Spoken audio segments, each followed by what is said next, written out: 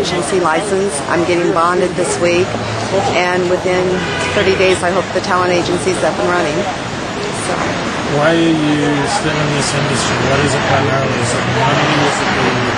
Is it It's the money. I'm not going to lie. You know, it's good. It pays well.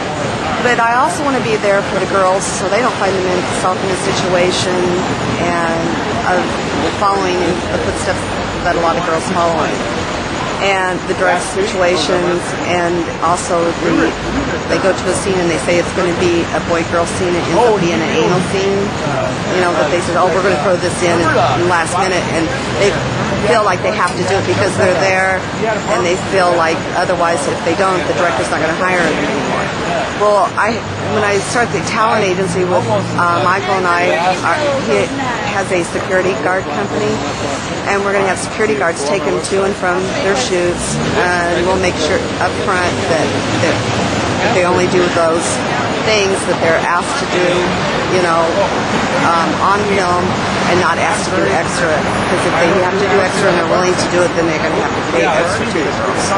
And then we want to start an insurance plan. We get 30 girls, we can get an insurance plan, 401k.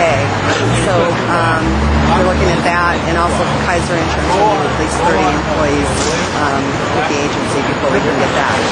And there's so many girls, like Nikki Hunter is my great friend, and she's had a lot of medical expenses. I have done fundraisers for her and assisted fundraising with her, for her, and I need to be able to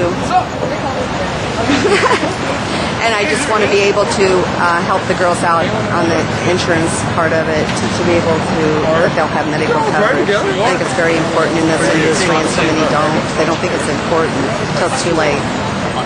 Would you still be married if you had never done any scenes? Probably. If I had my life back that I had, you know, 6, 7, 8, well, probably more than, not if, because I found out about my husband and what he did to my daughter. If I would have known that and believed in my daughter, that I should have believed in her, but psychiatrists and everybody else has believed otherwise, so that's what I did. And I shouldn't have. I should have believed in my daughter.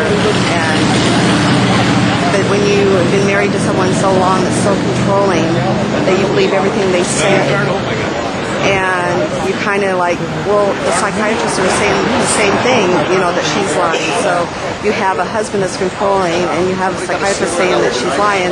So, and then in your mind saying, well, you want to believe her, but on the other hand, they're telling you something different. So you get all mixed up, and so you feel like, well, she's grown up now, she's on her own, that I should continue on with my life. And that's what I did.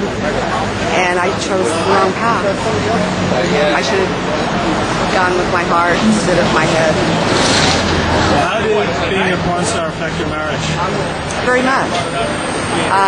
Actually, you know they're having a big thing in Hollywood.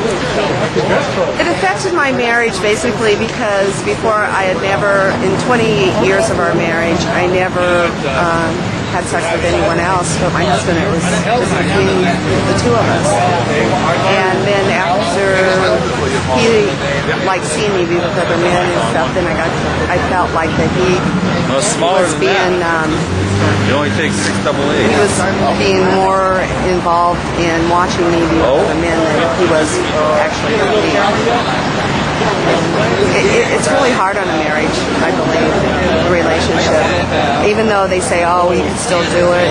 There's so many relationships that don't last in this industry. If it does, it's very far few. No relationship lost in this industry? No, not at all. What was your initial reaction when you found out that you were pregnant? Oh, I was devastated because I lived all my life in the Midwest and in Colorado, and I just thought porn was a mattress in a back alley somewhere in a bad area of town. I didn't realize that there was actually companies out there that were legitimate companies just like any other industry. You know, they have corporate offices, and, you know, I never knew any of this until she was with New Sensations, and New Sensations had us go to the AVN Awards, and I found out what it was all about, and that it wasn't as bad as I thought it was, and I was okay with it. Now, in some ways, it's worse than like in some ways. When did Mentally, you it pays a lot of when mental. did you find out that Joel was doing it? Was it 98, 99? I believe it was 98. Yeah. Okay, so before you found out, you'd see that in 9 years you would be almost getting raped by a guy in the back alley on camera. How would you, 10 years ago, feel about that? I wouldn't have put myself in that situation. Yeah. I mean, that's such a huge jump. Yeah, it is. It is very much so, and I'm not proud of it. You know, I want to change my life, and I'd like to help others. And, you know, I'm not, you know, going to try to save the world or anything, but there's a few girls that I can help get through it, and they really want to do it.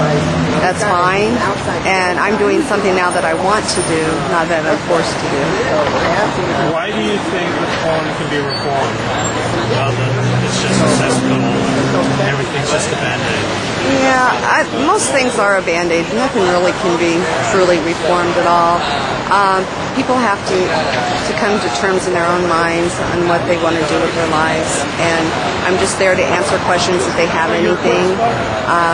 I'm not going to try to change anybody. You can't do that.